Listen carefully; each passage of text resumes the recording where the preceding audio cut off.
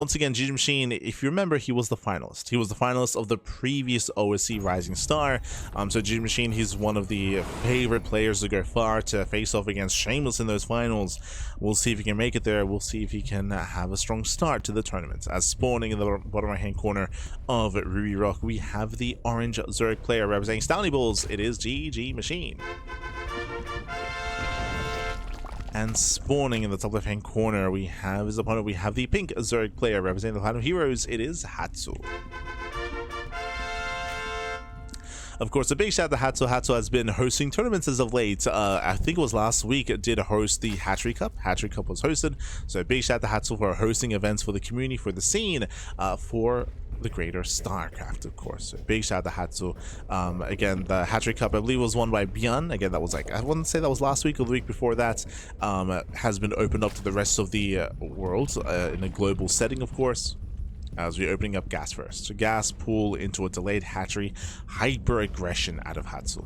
With the earlier gas timing, this means early link speed. Early link speed, and it usually means early banelings, and it leads into link bane aggression. So hyper aggression here by Hatsu. Meanwhile, GgMaChine going hatch gas pool.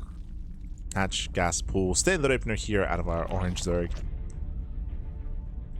Playing standard. Opening up. Let's go. Oh, no, sorry, if you're in the chat. True. I do apologize. I did forget predictions for the Hacker sub-series. I was just so engrossed in the game because of the proxy factory. I was like... I was engrossed, man.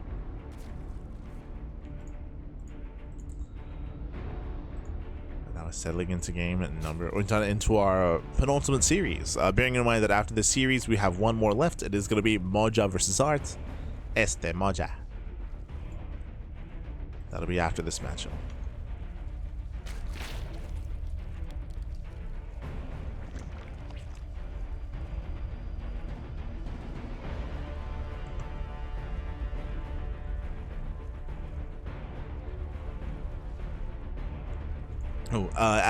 My apologies, I assumed that Hatsu was going for a Ling Bane all-in with fast gas into Ling speed, but no, it's going to be a Ling Roach all-in instead. Ooh, okay, so it's going to be a couple of Roaches with Ling Flood support, still an all-in, bear that in mind, just a different variation of all-in, one that I'm less familiar with, I'll be honest, in ZvZ specifically. Don't often see this kind of setup. The Overlord does confirm how late the hatchery is. So we have an early spine crawler from GgMaChine, early spine into an early Bane nest as well. This is ideal against a Ling Bane all-in, but Hatsu is going into Roaches instead. Bearing in mind this is off of only 18 workers, so Hatsu cannot afford too many Roaches. It's not going to be too heavy of a Roach count. It's mainly going to be about the Ling reinforcements, with the Roaches being the core of the army. Oh no, we scout! Yeah, Lings they poke in, they get a full scout of the main base, and GgMaChine, he does get eyes on the Roach Warren, he knows. He's aware. Bane nest is cancelled. As I mentioned, the Banelings are ideal against a Ling Flood, a Ling All-In, or Ling Bane, but against Roaches, Banelings they do nothing. So it does cancel. Massing up Lings. Pushing forward the Spine Crawler. And the longer this game goes on, the worse it's going to be for Hatsu. Hatsu is completely all-in. And we're sending it. Lings are flying across the map. Roaches are moving out as well. And can Hatsu surround the Queens? Oh, not quite. Queens, they pull back in time. Ravagers now morphing in. They'll help shell away at the spine. They will help.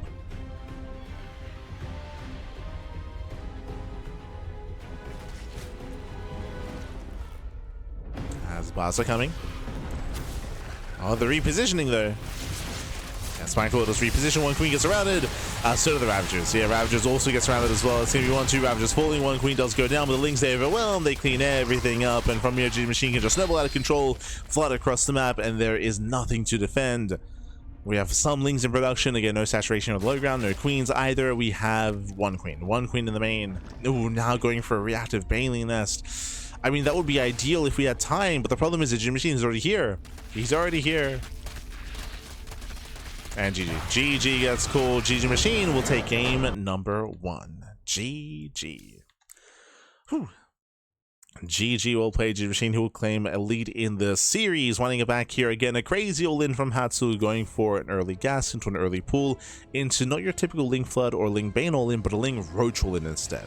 And it can work, but the problem here is that GgMaChine is scouted. If you remember, he was able to scout the later expansion, so he reacted very quickly with an early Baneling Nest and an early Spine Crawler, and then he rescouted with the Lings. He was able to get into the main base, he confirmed the Roaches, he was fully aware of the all-in, so GgMaChine knew not to drone. He knew not to drone, knew not to saturate, he was set up back at home, and now we're getting into our next game. As spawning in the top right-hand corner of Tourmaline, we have the runner-up of the last OSC Rising Star. We have the orange Zerg player for Stouty Balls. It is GgMaChine. And spawning in the bottom left-hand corner, we have his opponent. We have the pink Zerg player representing the Platinum Heroes, going for a 12 pool. Oh. Going for a 12-13. Interesting gas timing. You have my attention. We have our pink Zerg player for the Planet Heroes. It is Hatsu. Not a 12-11. This is a 12-13. So the 12 pool indicates, of course, early link production. The gas timing is a little bit odd. I'm not too certain what the plan here is. It is still an early gas, so we can go into a link flood, but this is going to hit later than a 13-12. Right? 13-12 is gas first. Here it's pool gas. So curious as to what the gas is going to be spent on and how we pull this all together here. Just because, yeah, we're expanding. What was the purpose of the early pool? Yeah, Hatsu is expanding.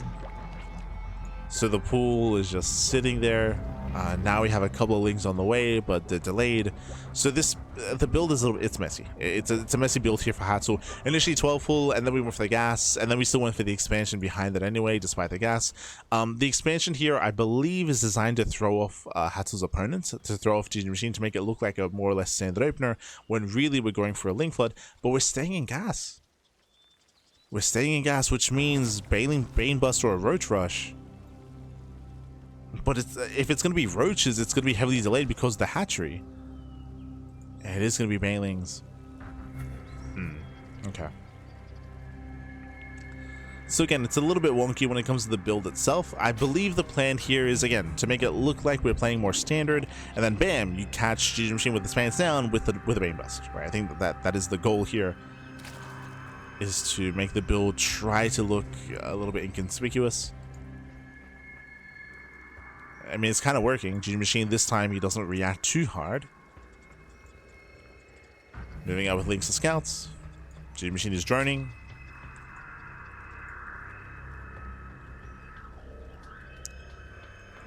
He's droning up.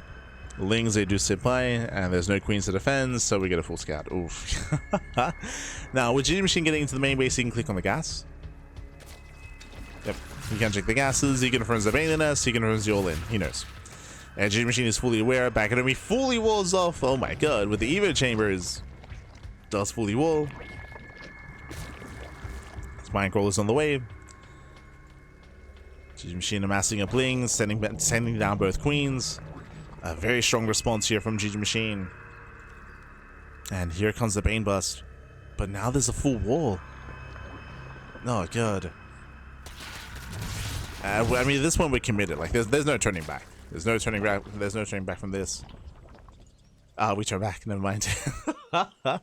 Hatsu does turn around. Now we start to drone. Hatsu is far behind in the economy, and GgMaChine takes up.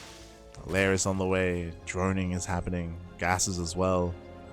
I understand the rationale as to why Hatsu turns away, but we are so far behind. Like, all this could have been drones, could have been workers. Now, there are ways to make this work here in ZvZ. We can try to go for a later 2-base all-in with Roaches. We can go into Mutaplay, for example. Oh. Cheeky move there by Hatsu. Here hiding the Baneling, but alas, GgMaChine does check. Oh no! Ooh. Not too bad here. We got 3 Banelings. 3 Banelings for 7 Lings. GgMaChine trading well. Trading minerals for gas.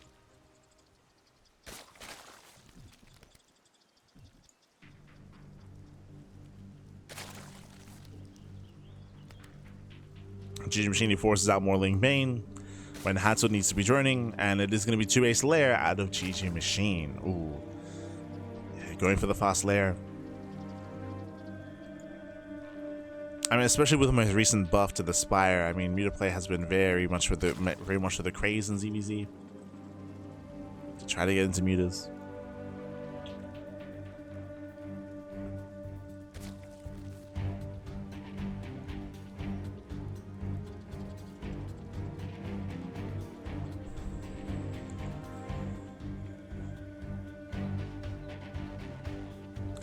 Speaking of, Hatsu also going for the Spire, also going for mutas as well. As I mentioned, this has been the trend in ZvZ, but the problem here is how delayed we are with the worst economy, with the later Lair, with the later Spire.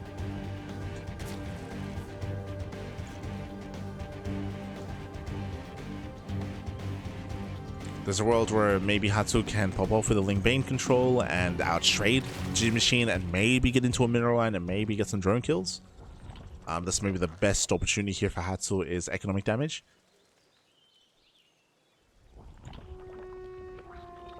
As muta production has begun and the Spire is still halfway done here for Hatsu. Still halfway.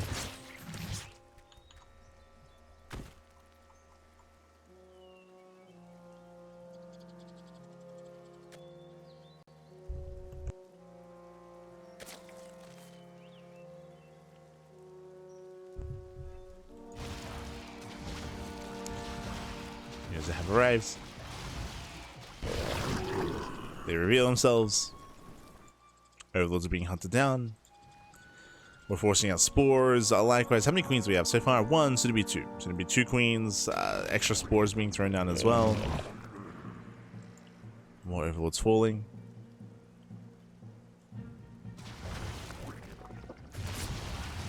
Oh no, catching out a spore. That's controlled by GgMaChine. Does control well. Going for the queen. Queen gets surrounded. No, still worth it here for the Lings. For the dive.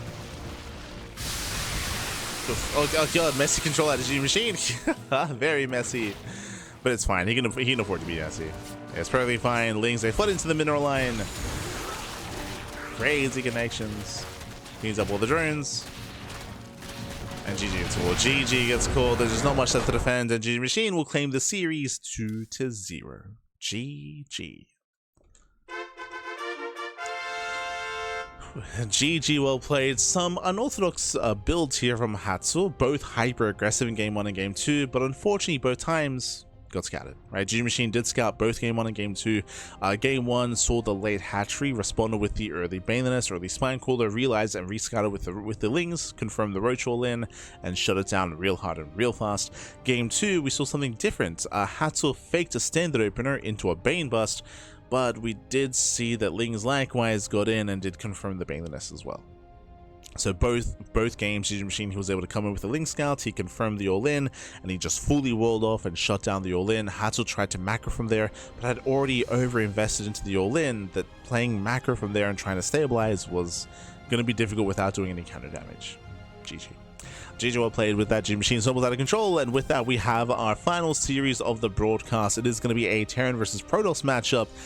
Oh boy, this one is looking a little bit spicier here. Again, when it comes to the first rounds, the first couple of days of OSC, of the Rising Star tournaments, typically, you know, we have a bit of a more larger disparity between the players in terms of skill, but I would say that this one is the closest in when it comes to their overall MMR. Both Art and Moja are very close here in terms of skill, very close in terms of their performances. I don't know who to favor. I think I lean towards Art. Like, Art has been looking like a beast as of late. So I do lean towards Art here, but we'll see. We shall